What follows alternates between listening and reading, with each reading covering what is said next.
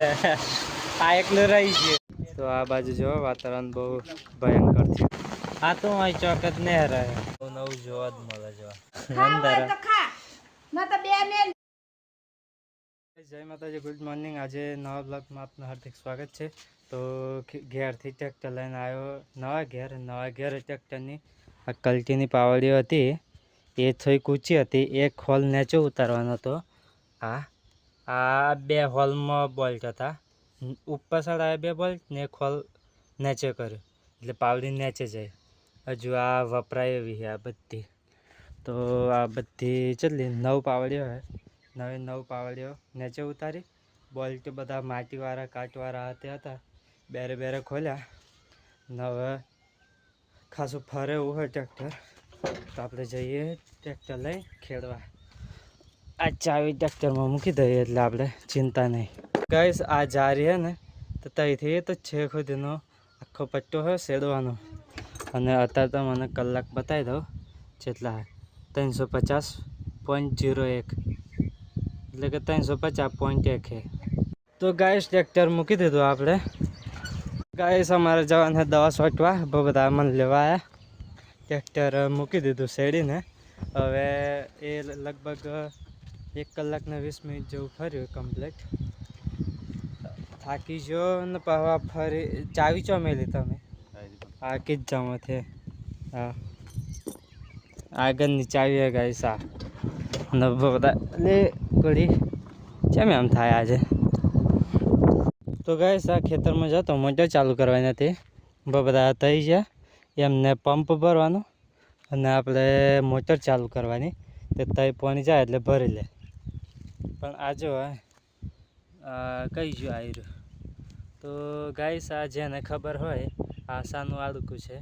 Guys એક દિવસ અમારો પચાક ચલાવીને આવેલા જે પેલી આપણે સાર નાખેલી ને મંદિરમાંથી તે આ જો આ ખેડતા ગયા અને પેલું વાળતા જાય. તો ગાઈસ ખેતરમાં એટલે બહુ સાવચેતી રાખવી પડે. મેં તો બધું જોઈને જ હેડવું પડે. આજે નહીં આપ બોલેરામાં હકો તો ફરતો હોય. આપણે ખેતરમાં થઈને જવું એ આગળ પર. તો ગાઈસ આપણે મોટર ચાલુ કરી દીધી. ચાલુ હોત થઈ ગઈ ને બધા હતા હે તે અહીંથી દેખાય તો એ બૂમ પાડે તો બંધ કરવાની તો બંધ કરી દેવાની. પેલો પંપ ભરાઈ જાય ને પાણી 15 લીટર જોઈએ આમાં લગભગ 10 લીટર ગમે તે જે હોય એ પંપ દવા છોટવાની. ગાઈસ આપણે પાણી ચાલુ કરેલું અને બહુ બધા એ શું કહેવાય પંપ ભરી લીધો અને દવા બવા 2 પોટલી હતી આટલી પડી ગયો. બધી પેલી રાય આવે ને એવી હતી નહીં તે વઘારી કમ્પ્લીટ. અને આ જો દવા છોટી છે ધરમાં. આ ઉગી ગયું હે ગાઈસ. અત્યારે નહીં કાઢ્યું 2 દિવસનો નાવાનો બાકી હતો અને ભૂખ લાગી છે. અત્યારે 12 વાગ્યા જો 12 વાગ્યા 12થી ઉપર થઈ ગઈ 15 મિનિટ અને આપણને લાગી છે ભૂખ. હું બનાવ્યું હે કંઈ ખબર જ નહીં આપણને. તો ગાઈસ ખા બેહન તો મોડા પડે ને તો આવું થાય. હા જો એકેમાં જંગ નહીં આજે. આ મારા પપ્પા દરાઈ લાવેલા ચોકથી અને કાલે મેં દર્યું અને એ લોટ નાખ્યો નહીં હજુ. આ શાક દૂધીનું હોય તો ચાલો જમી લઈએ આપણે. બહુ જ ભૂખ લાગી ગાઈસ. તો ગાઈસ અત્યારે 4 વાગ્યા અને રમવા જતા હતા પણ પવન આવ્યો ને ગાજે રાજ્યો બહુ જો ગાઈ છે ને થઈ ગયો. હા બોટલ ને આ તારે કાલું પડે એમ ના રે. અત્યારે વરસાદ આવે એવો સમય થઈ ગયો હે. પવન બી કાઢે જોરદાર. તો ગાઈસ વાતાવરણ બદલાયું અત્યારે બહુ કારું મેં થઈ ગયું અને આ જગ્યાએ ભડાકો થયો બહુ ખતરનાક અને નીચે હરગી જો આગ એના મેં જ હરગ્યું જોરદાર. તો આ બાજુ જો વાતાવરણ બહુ ભયંકર થયું આજે તો. ગાઈસ અમે રમવા જતા હતા પણ વરસાદ ચડ્યો એટલે આજે કેન્સલ રાખ્યું. હજુ બહુ ખતરનાક વરસાદ ચડ્યો. વરસાદ આ એકલું રહી ગયું. मन लागे पहली बार वरसाद જોયો હવારે લવારાય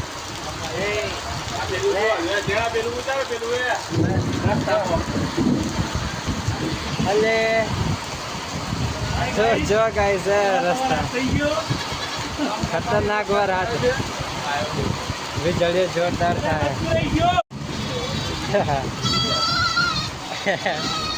तो गाइस फुल पवन है बहुत खतरनाक जो फुल वरसाद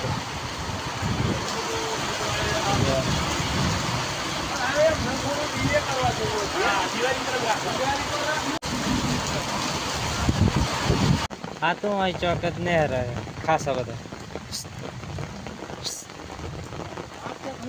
ना पेलो रातो कर जो हूँ आयो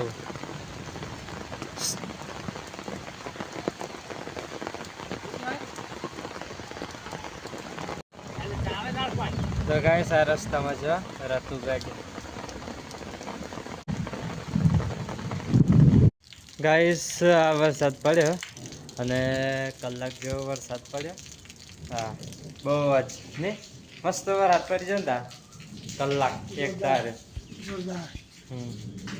તો દાદા લોનાર જેલા દાદા હમી કરા આંગ કરા દાય પડાઈ દીધી છે હાલતો તો નહીં દાદા લોનાર જેલા આપણે જાય આપણે 12 વાગે નહીં 1:30 વાગે હા ગાઈસ બા જો જમવાનું લઈ જાય શાક શીરા ઉપર શાક તો ગાઈસ આ પથ્થર બેહાડેલા હોય તો તમારે પેલું શું કહેવાય આજની જરૂર ના પડે બોલો જો આજની તો એની જરૂર ના પડે અને આ રોટલા ચાલુ કરી દીધા કેટલા કરવાના આજે એવું અને આ શું બનાવ્યું શાક અને ચોકતો શીરો છે ભાઈ તો આ છે લઈ છે એવું બપોરે શીરો બનાવેલો એવું બરાબર ગાઈસ લાઈટ નહીં અત્યારે જતું રહ્યું તો લીલાભાઈ તો ફોન નું લાઈટ એવું તો ફોન ચાર્જિંગમાં મેં લીધ દેવાના ના હોય તો શું કરે એક્ટિવા આવું પડે નહીં ઘરમાં ફૂલ ચાર્જિંગ રોટલા મસ્ત દરી નહીં આપણે તો જેમ ઘંટી મારું આ જો લીલાભાઈ કોરે ચેવી હે કોરે તમે કરી જ નહીં ભૂલી જાય તો ગાઈસ અત્યારે લાઈટ જતું રહ્યું તો બહાર બેઠા જમવા જો હા વાડામાં આ બધું લઈને બેઠા શું બનાવ્યું લીલાબા ગિલોડાનું શાક ને શીરો બનાવ્યો અમારે ઘેર આવું ચેવું બનાવ્યો હાર 2 ની 3 4 મેલે તો એવા તો નહીં ગાઈસ આપણે ઘેર ગવારસિંગ બટાકાનું શાક બનાવી દીધું હોય ગાઈસ અત્યારે વરસાદ પડ્યો આ જો ચાલુ છે થોડો અને રસ્તે જઈએ અમે તો બે બાજુ હરખું છે ઓહો વીજળીઓ થાય બહુ ખતરનાક ને આ બાજુ રસ્તા પર આવું હે પેલી બાજુ જો તો એવું હે હા પાણી ભરે રહે બહુ જોરદાર આ જો ગાઈસ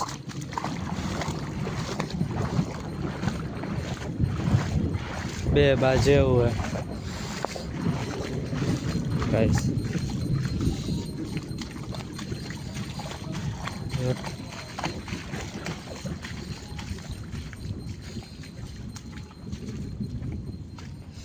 બધું આવું છે અમારા ગામમાં તો દુકાને જઈએ થોડી વાર બેસીએ મસ્ત ઠંડો પવન આવે અત્યારે દુકાને આવ્યા મસ્ત ઠંડો વાતાવરણ મસ્ત આ મકોડા ને રીજા ને અત્યારથી બહુ જ હેરાન કરે બહુ એટલે બહુ જ આજે તમને બતાવું આ રે મકોડા ઉડતા મકોડા આ તો સાદા હે કે ઉડતા સાદા જોન તો પિક્ચર આવી જાય બધા બિચારાનો જીવ ગાઈસ અત્યારે દુકાને બેઠેલા ને દુકાનથી ઘેર જતા અને રસ્તામાં ગમે તે નવું જોવા જ મળે જોવા આ શું કોમેન્ટ કરી દેજો જેને ખબર હે એને રેલગાડી જવા દે એને જેન જવું હોય એમ. તો ગાઈસ આજનો બ્લોગ સમાપ્ત કરીએ છીએ અને બ્લોગ પસંદ આવ્યો હોય તો લાઈક કરી દેજો, સબસ્ક્રાઈબ કરી દેજો. ચલો કાલે નવા બ્લોગ સાથે મળશું. જય માતાજી, ગુડ નાઇટ.